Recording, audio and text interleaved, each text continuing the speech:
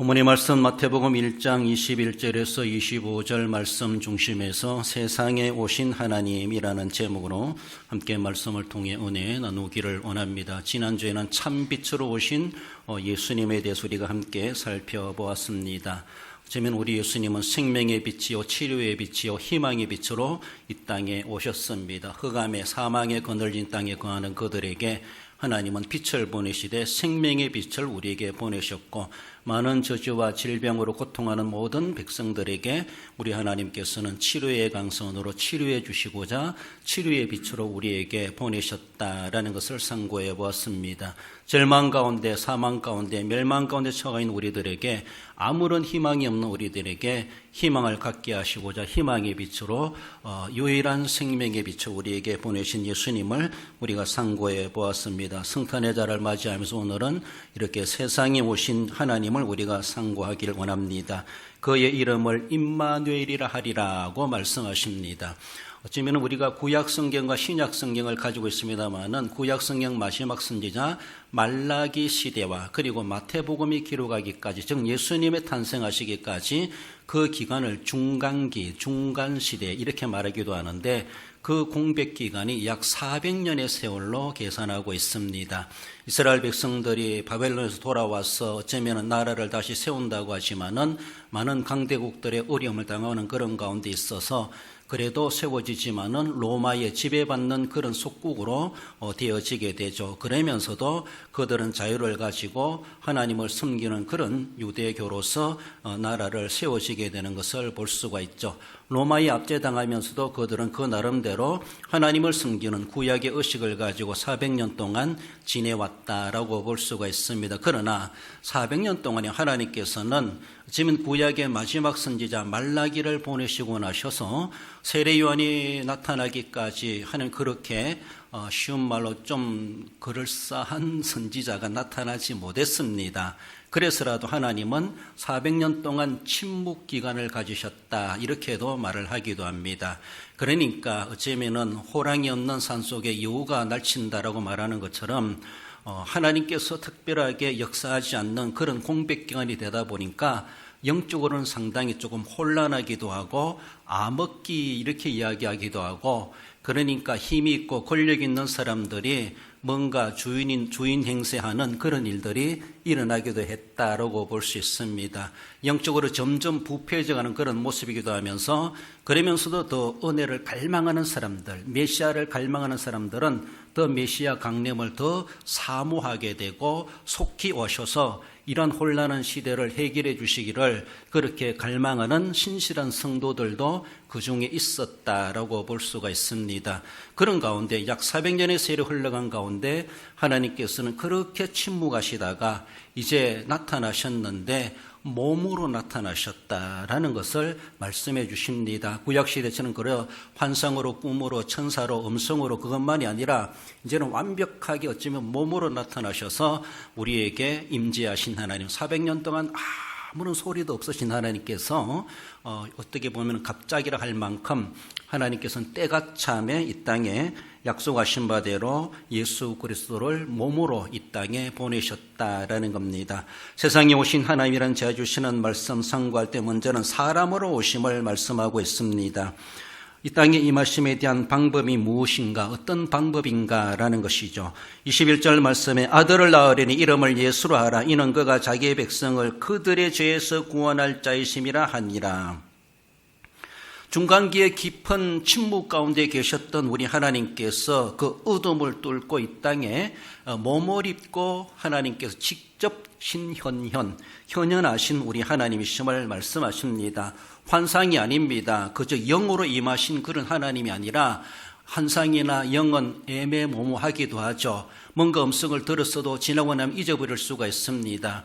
그러나 환상이 아니요, 꿈이 아니요, 그리고 영이 아니요, 실제적으로 우리의 육신의 몸, 사지백체 오장육부 다 가지고 있는, 구성을 가지고 있는 사람의 몸으로 하나님께서 이 땅에 오셨다라는 것을 말씀하십니다.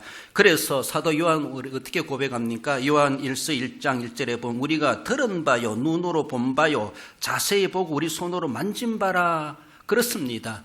영은 손으로 만질 수가 없습니다. 그래요. 귀로 들었다는 겁니다. 눈으로 직접 보았다는 겁니다. 자세히 보았다는 겁니다. 그리고 손으로도 만질 수가 있었다는 겁니다. 육체로 오신 하나님에 대해서 요한은 그렇게 자기가 경험한 것을 우리에게 알려주고 있습니다. 환상이 아니요, 영이 아니요, 꿈이 아니요, 천사로 오신 것이 아니라는 것이죠.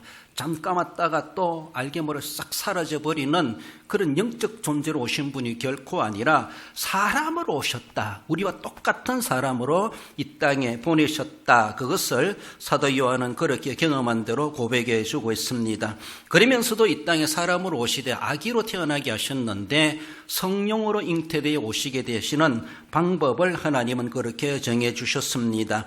마태복음 1장 20절 21절 앞서 있는 말씀에 보면 그에게 잉태된 자는 성령으로 된 것이라 아들을 낳으리니 이름을 예수로 하라.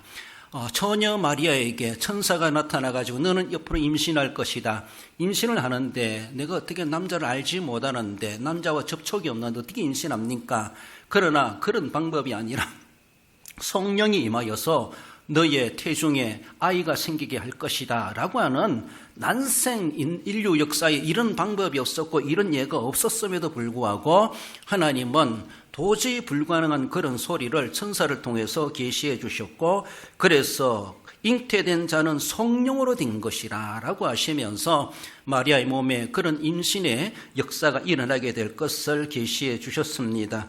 문제는 하나님을 하나님처럼 알아보지 못하는 사람들이죠. 그래서 하나님께서 사람의 몸을 입고 오셨습니다. 구약시대 하나님을 경험한 사람들은 위험이 있고 구름이 가득 차고 그리고 우리 같은 소리가 나고 엄청난 하나님의 임재에 대해서 그들은 그런 상상을 하고 있습니다. 하나님이 임하신다고 하는 것은 세상의 그 어떤 로마의 군대를 할지라도 막을 수 없고 어떤 것도 제지할 수 없는 아주 위험 있고 우렁차고 영광스럽게 메시아가 오신다면은 그렇게 오실 것이라고 하는 것. 왜 그렇습니까?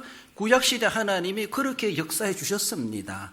아주 휘황찬란하게 시내산에 하나님이 임하셨을 때 감히 백성들이 가까이 가지를 못했습니다.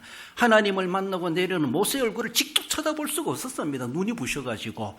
그럴 정도로 하나님이 아닌 모세의 얼굴마저도 그렇게 직접 못 봤던 백성들입니다. 이런 경험과 이런 역사를 가지고 있는 유대인들 가운데 하나님이 아기로 태어난다? 하나님이 사람의 몸을 입고 우리와 똑같은 사지백체 이목구비를 가지고 태어난다? 상상이 안 되는 거예요. 그러니까 우리가 생각한 하나님은 그런 하나님이 아니라는 것이죠. 그들의 고정관념, 선입견이 꽉 차 있어요. 그러니까 하나님께서는 처녀의 몸을 통해서 핏덩이 아기로 태어나게 하시겠다. 성령으로 태어나고 이건 둘째치고 아무튼 사람으로 온다는 그 자체에 대해서 당대 유대인들은 인식이 안 됐던 것이죠. 그래서 어쩌면은 예수님, 하나님을 하나님으로 그들은 여길 수가 없었어요.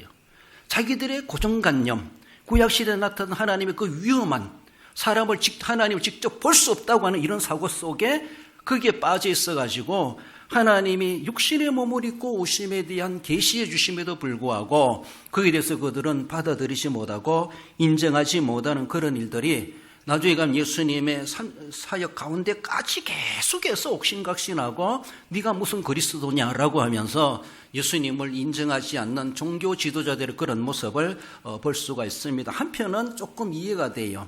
구약시대 그들이 하나님을 경험했던 전통들은 그런 것이 아니었거든요. 상당히 위험 있고 영광스럽고 권위 있는 그런 모습인데 똑같은 사람으로 오셨다?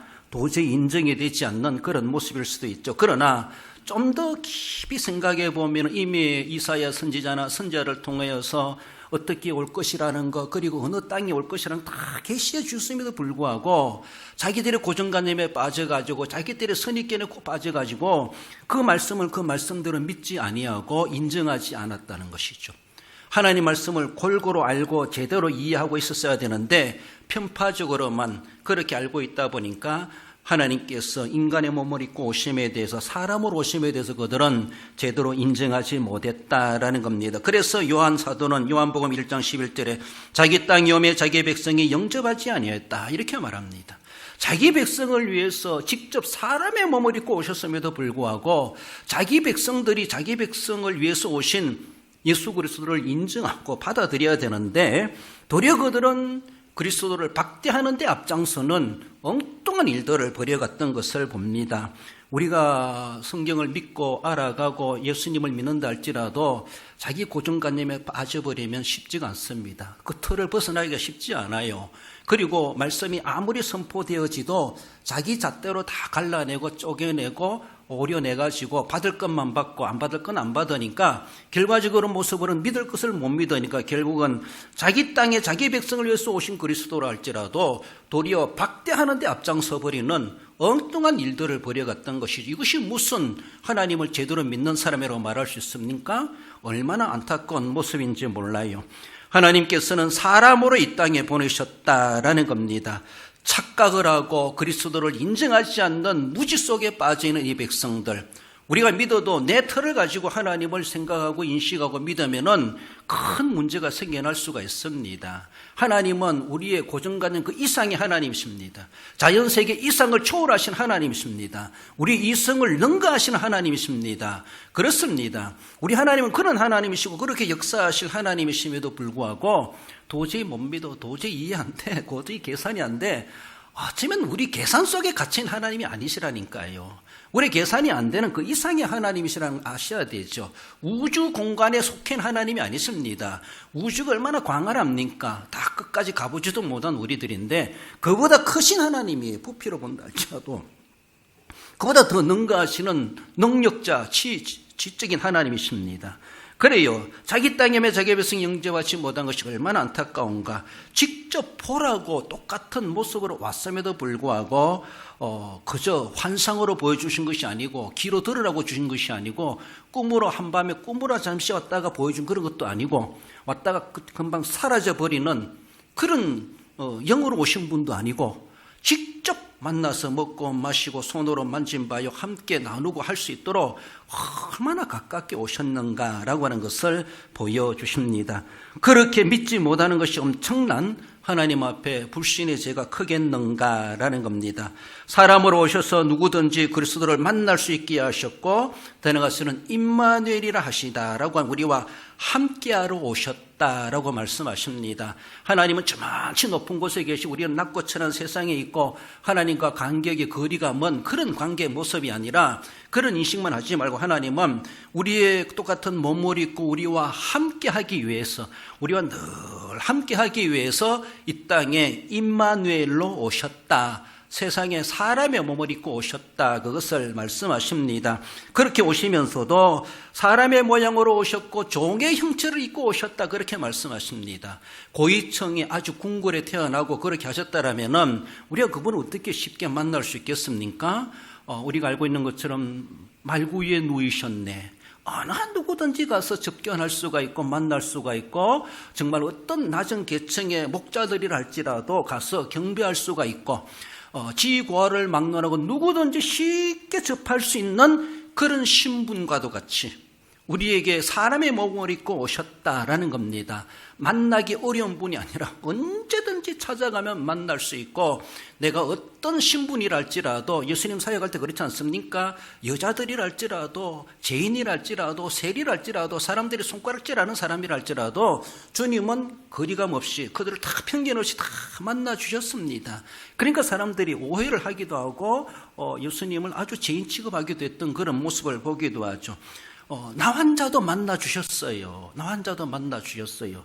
그렇게까지 하시면서 우리 주님은 그렇게까지 하시기 위해서 사람의 몸을 입고 이 땅에 오셨다. 이것을 말씀하시고 그리고 종의 형체로 오셨다. 그렇게 말씀하십니다. 섬김을 받으러 온 것이 아니라 우리를 섬기러 오셨고 들어가서 우리를 위해서 대속의 제물이 되시기 위해서 대신 우리의 죄값을 치루시기 위해서 우리를 위해서 죽어주러 오셨다라고까지 성경은 그렇게 말씀하십니다. 하나님으로 와서 하나님으로 죽는 것이 아니라 사람으로 와서 사람의 죄값을 해결해 주시고자 사람의 몸을 입고 이 땅에 오신 사실을 그렇게 말씀하십니다. 하나님의 현현, 신현이라 그러죠. 신이 나타나셨다. 신의 나타나심의 방법이 오늘 본문에서는 우리와 똑같은 육체를 입고 이 땅에 오신 하나님이시다. 그렇게 말씀하십니다. 높고 높은 하나님, 권위 있고 영광스럽고 구름 속에 계시고 우리와 같은 소리만 바라시는 그런 하나님이 아니라는 것이죠. 우리와 똑같이 말하고 우리 언어로 대화를 하고 함께 음식을 나누고 함께 눈으로 보고 함께 손을 잡고 함께 사역을 하고 함께 고락을 나눌 수 있는 똑같은 인간의 몸을 입고 하나님이 강림하셨다라는 것을 말씀하십니다. 사람으로 오심에 대해서 우리는 전혀 선입견을 가질 필요가 없습니다. 어떤 그분을 만나기 위한 조건이 필요한 것이 아니에요. 헬라인이나 야만이나 유대인이나 지구를 막나라고 누구든지 다 만날 수가 있었습니다. 그렇습니다. 주님을 만남에 대해서 문턱이 높지가 않습니다. 누구든지 갈 수가 있어요. 우리가 장애자들을 위해서 집안에 공공시설에 문턱을 없앤다고 하는 것처럼 얼마든지 기어서라도 갈 수가 있습니다. 그래요. 거리감 가질 필요 없어요. 선입관 가질 필요 없어요.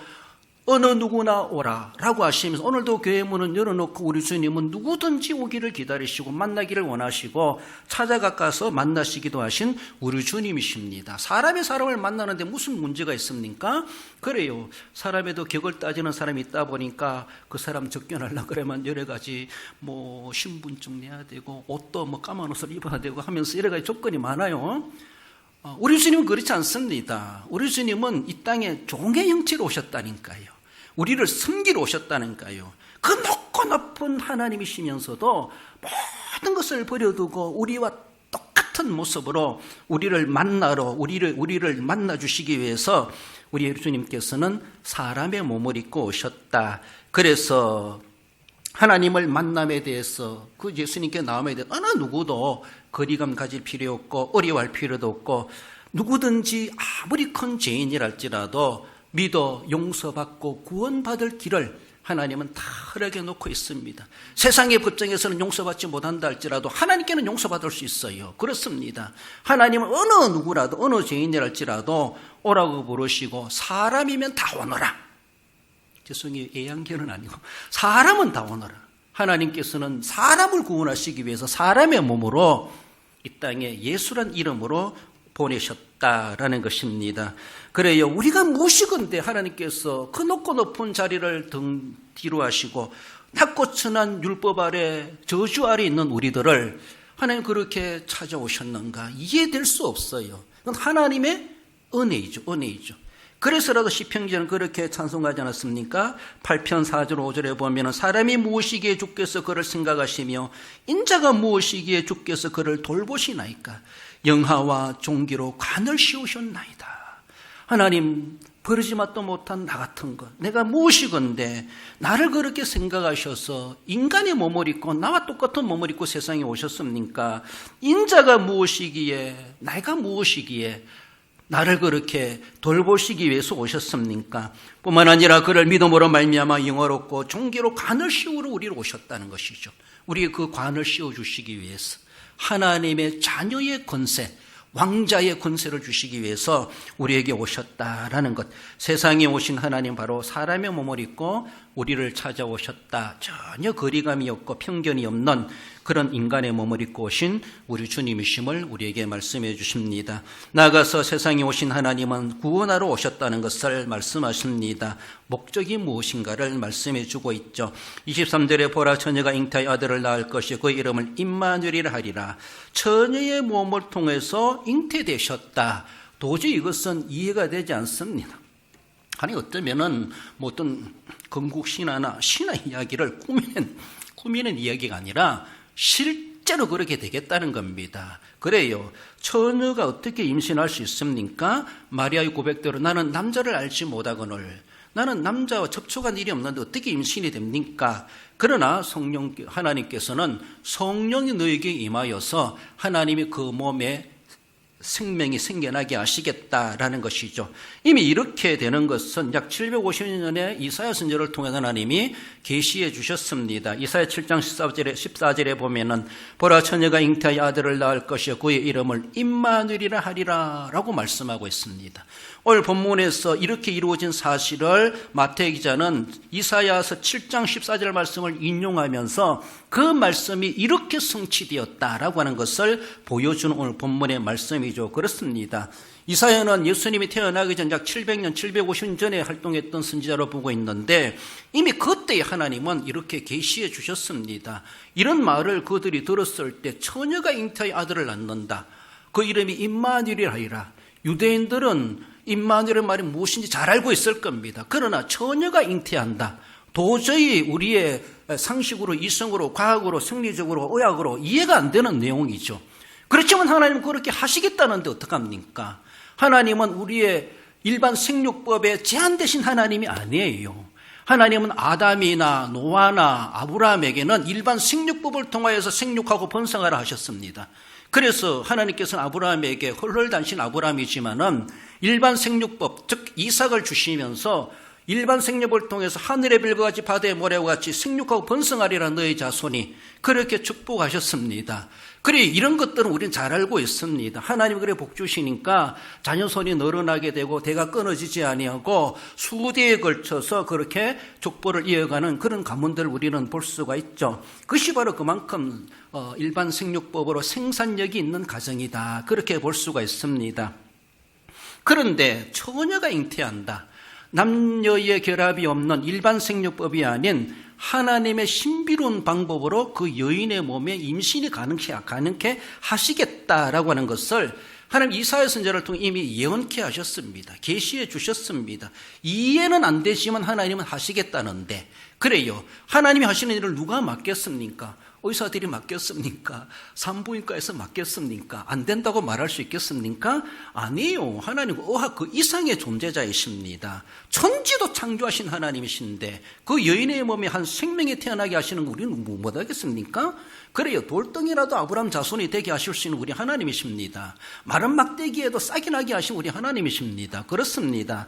하나님 못하심이 없으신데 전능하신 하나님 믿는다면은 처녀의 몸이라도 90살 된 할머니 사라의 몸이라도 태의문을 열으셔서 생명을 잉태케 하실 수 있는 우리 하나님이시다라는 겁니다. 누가복음 1장 35절에 보면 천사가 대답하여 이르되 성령이 내게 임하시고 지극히 높으시니 능력이 너를 덮으시리니 이러므로 나실 바 거룩한 이는 하나님의 아들이라 일컬어지리라. 하나님의 아들이 이 땅에 오는데 일반 생육법이 아니라 성령이 너를 덮을 것이다. 성령이 너를 임신시킬 것이다. 그러니까 남자를 알지 못하는 마리아 처녀이지만은 동정녀이지만은 성령께서 그로 하여금 하나님의 아들을 아기로 태어나게 하시는 방법을 하시겠다 그렇게 말씀하셨습니다.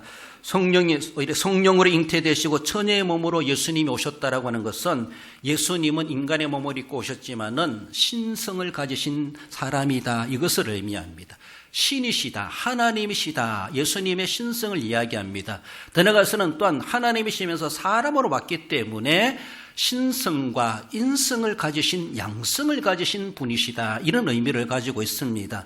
우리는 다 사람이죠. 우리는 인성밖에 없어요. 우리가 죄송해요. 죽었다 깨어나도 신이 될 수가 없어요. 우리는 원초적으로 인성밖에 없어요. 하나님 창조적으로. 그러나 예수님은 하나님이신데 인간의 몸을 입고 오시기 때문에 신성도 계시고 인성도 계십니다. 50%가 아니라 100% 하나님이시고 100% 인간이십니다. 그러므로 100% 하나님의 능력을 가지실 뿐만 아니라 100% 인간이 가지고 있는 많은 고락을 함께 먹고 마시고 해야만이 살아갈 수 있는 인간이라는 겁니다. 그래요. 그런 인성과 신성을 가지셨다. 이것을 말씀해 주십니다.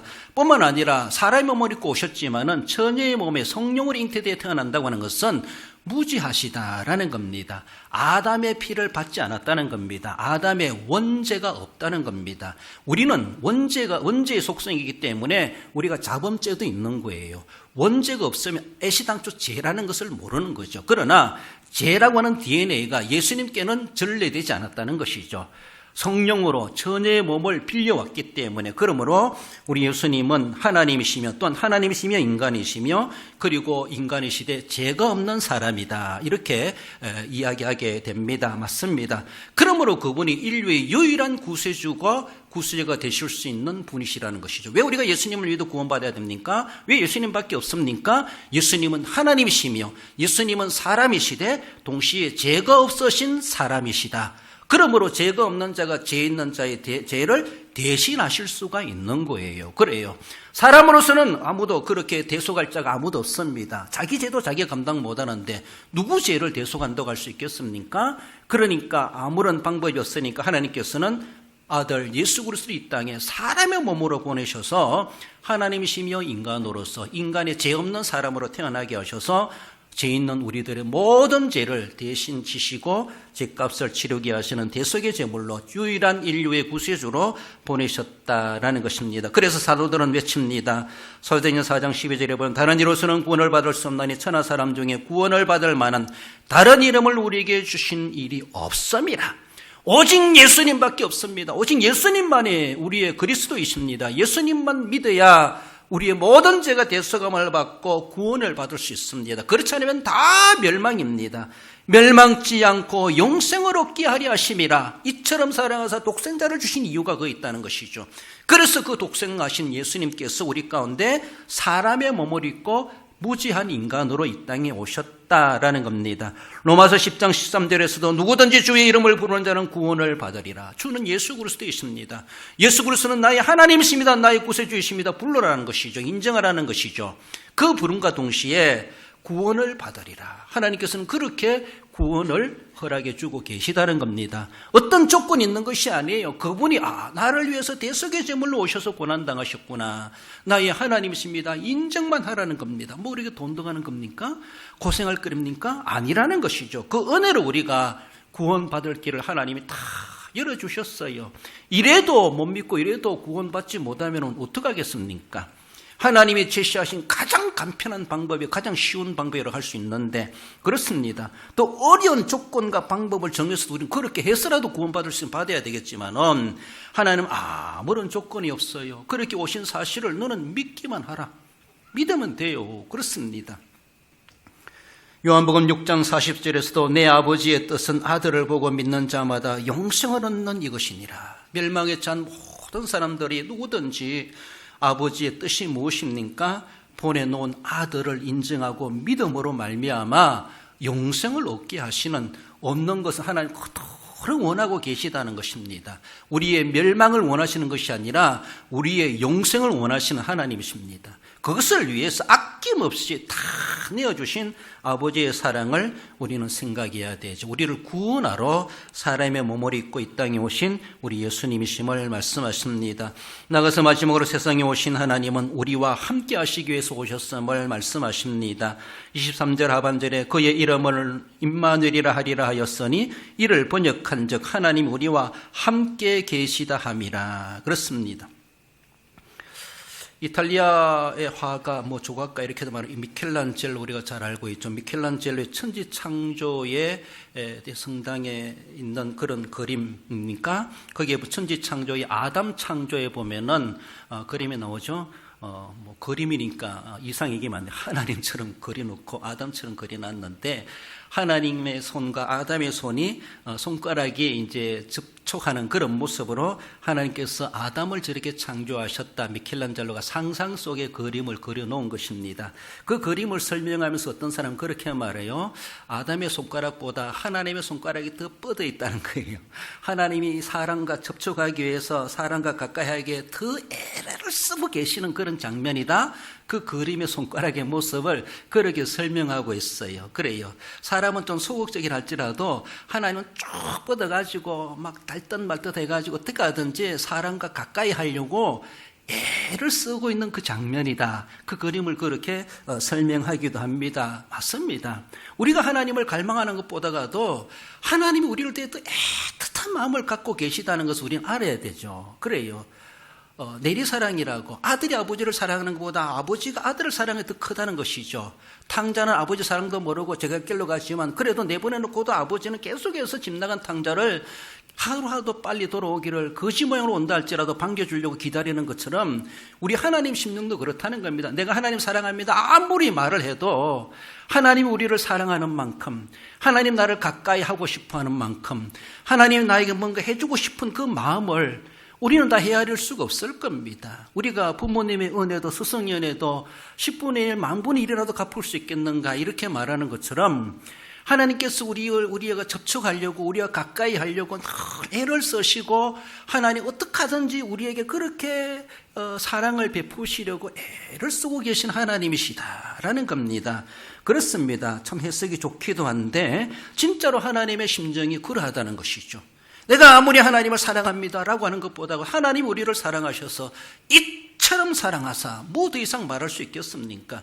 우리가 달라는 대로 우리의 억만 죄악 가운데 죄까지도 해결해 주시고 지옥에서 우리를 건져주시고 천국 가게 하시고 하나님의 자녀 그날을 기업으로 받게 할 상속자로도 삼아주셨는데 얼마나 놀랐습니까? 그렇습니다. 하나님은 그만큼 멀리 계시지 아니하고 가까이 있다는 겁니다. 하나님 자꾸 가까이 하는데 사람들은 자꾸 뒷걸음치고 등을 돌리고 멀리 가버리고, 하나님은 그 자리에 물끄러미 기다리고 서 계시다고 그렇게 말하기도 하지 않습니까? 우리 하나님은 멀리 계신 분이 아니에요. 하나님은 우리와 가까이 하려고 우리보다 더 한 걸음 조금 다가오려고 하시는 그런 분이시다라고 하는 것이 우리와 함께 하심이라. 그래서 그 이름을 임마누엘이라 하리라. 오시는 그분은 우리가 대하기 어려운 그런 분이 아니라는 것이죠. 늘 우리 삶 속에 가까이 들어간 우리의 사생활에 우리의 마음속까지라도 들어와 오고 싶어 하시는 우리 주님이시다, 우리 하나님이시다라는 겁니다. 신분지 구하를 막론하고 누구든지 그래서 우리가 나아가기만 하면 얼마든지 주님을 만진바요, 손으로 만지바요, 눈으로 본바요, 귀로 들은바요, 얼마든지 할 수 있습니다. 멀리 있으면 소리쳐 잘 못 듣습니다. 멀리 있으면 희미해서 잘 분간이 안 됩니다. 멀리 있으면 도와주려고 해도 손 뻗어도 손이 안 자라가요. 그러나 우리 하나님이 가까이 계시다고 하는 것은, 우리와 함께 하시다고 하는 것은 멀리 계신 분이 아니라는 거예요. 우리가 속삭해도 하나님은 무슨 소리 다 알아들을 만큼 가까이 계시다는 것이죠. 그래요. 우리가 눈으로 볼 만큼, 안경 벗어도 알 수 있을 만큼 우리 주님 얼굴을 확실히 볼 수 있도록, 하나님 느낄 수 있도록 가까이 계시는 분이시라는 것이죠. 언제라도 하나님 도와주세요 하면은 막 달려가가지고 도와줄 하나님이 아니라 손만 뻗으면 손 닿는 곳에 계시다는 것입니다. 이것이 우리와 함께 하시다라는 거예요. 함께 하신다는 것은 멀리 있는 사람 함께 한다고 해요? 우리 집에 너와 같이 살아요, 같이 있어, 이렇게 말하잖아요. 그렇잖아요? 그리고 그런 모습 속에서 우리 주님은 우리와 함께 하기 위해서 늘 떠나가서 우리 내 마음속에 거하시기 위해서 찾아오신 하나님이시다라는 겁니다. 그러나 너무 안타깝게도 옛날에는 아담의 타락으로 말미암아 하나님은 에덴 동산에 늘 운행하시면서 아담의 모든 동선을 다 보고 계시고 그가 무엇을 하는지 다 보고, 눈에 보이지 않는 하나님이신 다 보고 계시고 하나님의 숨결이 그 에덴 동산에 가득하고 있었습니다. 그러나 아담이 하나님이 굳이 하지 말라고 한 일을 행함으로 말미암아 범죄함으로 타락하게 되고 하나님을 등지게 되고 하나님과 멀어지게 되고 어쩌면 하나님 없는 세상에 쫓겨나게 되는 그런 처지가 된 것이 우리 사람들이죠. 우리 인간들이. 그래서 모든 사람이 죄를 범하였으며 모든 사람이 아담의 후손으로서 모든 사람이 죄 가운데 거했고 모든 사람이 다 하나님과 등지고 하나님과 멀리 가버린, 멀리 갔더니, 그래요. 그런 처지에 놓여 있는 것이 인간들의 모든 현주소라는 것입니다. 그렇게 배신하여 멀리 갔던 우리들을 하나님은 다시 몸으로 이 땅에 찾아오셔서 멀러갔던 다 우리들을 찾아내시는 것이죠. 가까이 오너라, 나와 가까이 오너라, 내가 다가갈게라고 하면서 주님은 가까이 하기 위해서 등지고 멀리 떠나갔던 아담의 우선 죄인들, 우리들을 찾아오셨다라는 겁니다. 그래요. 옛날에는 구약시대에는 그렇게 가까이 하시는 방법들이 뭡니까? 죄인이랄지라도 하나님 앞에 나아가시는 방, 제사를 통해서, 절기를 통해서, 안식일을 통해서 여러 가지 많은 의식과 예표적으로, 상징적으로, 제도적으로, 조직적으로 이 모든 일에 하나님은 그런 의식을 통해서 하나님께 나오시는 길을 열어주셨습니다. 그리고 하나님의 사람들을 만나줄 수 있는 그런 만남의 그런 방법들을 허락해 주셨습니다. 그렇게 예표적으로 계시하시다가 때가 참에 우리 하나님께서는 이미 선지자를 통해서 예언케 하신 대로 몸으로 이 땅에, 사람의 몸을 입고 이 땅에 찾아오셨다라는 겁니다. 그래서 이제는 번제나 소제나 화목제나 속건제나 속죄제 필요한 것이 아니라, 안식일이 필요한 것이 아니라, 절기가 필요한 것이 아니라 이제는 예수님이 오셨다는 겁니다. 실체가 오셨습니다. 그런 것들은 그림자였습니다. 그러므로 실체를 만나면은 햇빛이 나든 구름이 끼든 그림자는 신경 안 씁니다. 그렇잖아요? 실체 대신 예수님을 이 땅에 보내셨다는 것이죠. 그분 안에 모든 하나님의 의식과 절기가 다 들어있습니다. 예수 그리스도를 믿기만 하면 이제는 구원받는 거예요. 예수님의 이름으로 그 하나님 앞에 나아갈 수 있어요. 하나님의 은혜를 예수님 이름으로 받을 수가 있어요. 기도하고 찬양하고 예배하고 섬기고 봉사하는 모든 것들이 예수님의 이름으로 이루어지는 거예요. 옛날에는 상당히 까다롭고 힘들었습니다.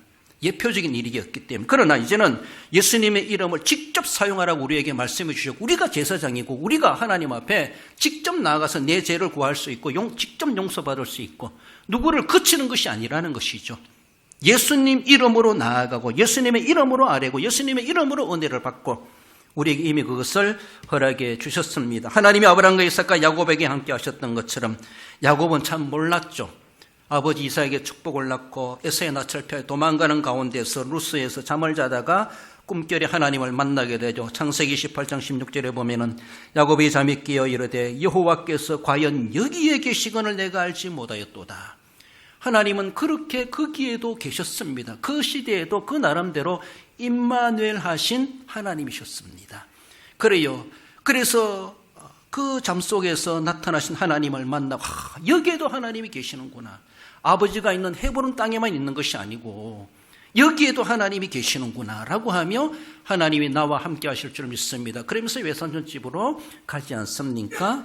제가살이 20년 하고 결혼하여 아들, 딸 낳고 20년 후가 그가 이제 집으로 돌아오는 그런 모습에서도 창세기 31장 5절에 보면은 내 아버지 하나님은 나와 함께 계셨느니라 라고 하며 그 고난 속에서도 삼촌 라반을 통해서 많은 갈시를 당하면서도 하나님이 나와 함께 하셔서 나를 도와주셔서 이만한 재산이라도 갖게 하시고 이제 돌아갈 길을 허락하셨다라고 하며 20년 전에 만난 하나님, 그리고 20년이 흘러간다 할지라도 여전히 나와 함께 하신 하나님, 임마누엘의 하나님을 그는 고백하면서 고향으로 향하게 되는 것을 볼 수가 있습니다. 하나님 우리와 함께 하시는 것, 아브라함과 이삭과 야곱에게 함께 하셨던 것처럼 오늘도 우리와 함께 하시되, 함께 하시는 것은 잠시 동안만이 아니라 우리 세상에 사는 동안에 늘 함께 하실 뿐만 아니라 이 세상에서 하나님과 만난 우리들은 영원히 하나님과 함께 하시겠다. 그것을 말씀하건대 영원히 함께 하는 것은 이 세상에서 주님과 함께 하기로 만난 사람만이 영원도 보장된다라는 것을 성경은 말씀하십니다. 그래서 영원히 함께 하시는데 히브리서 13장 5절에 보면은 내가 결코 너희를 버리지 아니하고 너희를 떠나지 아니하리라 하셨느니라고 말씀하십니다. 우리가 생명 끝나는 그날까지 나를 하나님은 한번 택하셨기 때문에 나를 버리지 아니하시고 늘 내가 돌보시겠다는 것이죠. 들으시겠다는 것이죠. 늘 우리와 가까이 하시겠다는 것이죠. 그래요. 언제든지 쏙싹쏙싹 부르면 언제라도 대답해 주실 우리 하나님이시다. 멀리 계신 분이 아니시라는 겁니다. 내가 생명 끝나고 죽는다 할지라도 세상에서 만난 그 예수님은 하늘나라 가서까지도 영원히 우리와 함께 하시는, 하늘에 가서도 임마누엘이 되실 우리 하나님이심을 말씀하십니다. 우리와 이 세상뿐만 아니라 내세까지라도 사후세계까지라도 함께 하시려고 이 땅에 사람의 몸을 입고 우리에게 나타나신 우리 하나님이심을 말씀하십니다. 말씀을 맺습니다. 세상에 오신 하나님은 사람으로 찾아오신 우리 하나님이십니다. 사람은 나를 만나주시기 위해서 나 같은 것이라도 무엇이건대 나를 찾아오셨는가? 우리를 찾아 만나시려, 우리를 구원하시려고 이 땅에 사람의 몸을 입고 오셨다는 겁니다. 오신 목적이 바로 그저 만나서 교제뿐만 아니라 우리를 구원하러 오셨다는 겁니다. 구원의 주로. 그래 예수님 만나서 구원받지 못하면은 헛일입니다. 예수님을 믿었으면 교회 다니면은 예수님을 만나 구원받아야 되죠. 구원의 확신을 가져야 되죠. 그래서 오늘 죽어도 나는 천국 갑니다. 예수님 때문에, 예수님의 은혜로 나 구원받아 천국 갈 수 있습니다. 이런 확신 가지고 살아가야 할 것입니다. 영원히 함께 하시고자 오셨습니다. 잠시 동안만 함께하고 학교 졸업하면 끝나고 간데 없는 그런 모습이 아니라 눈에 보이든 안 보이든 늘 함께 하신 우리 하나님, 육체로 계셨던 우리 주님께서 이제는 영으로 우리와 함께 하시고 천국에 가서는 영과 육으로 우리와 함께 하시는 영원히 함께 하시고자 이 땅에 우리를 찾아오셨습니다. 끝날까지 하나님과 늘 함께 하시는 우리 하나님이심을 알고 하나님을 등지지 말고 늘 주님과 함께하는 임마누엘의 신앙을 가지고 승리 생활에 가시는 우리 모든 성도 여러분들 되시기를 주님의 이름으로 축원드립니다.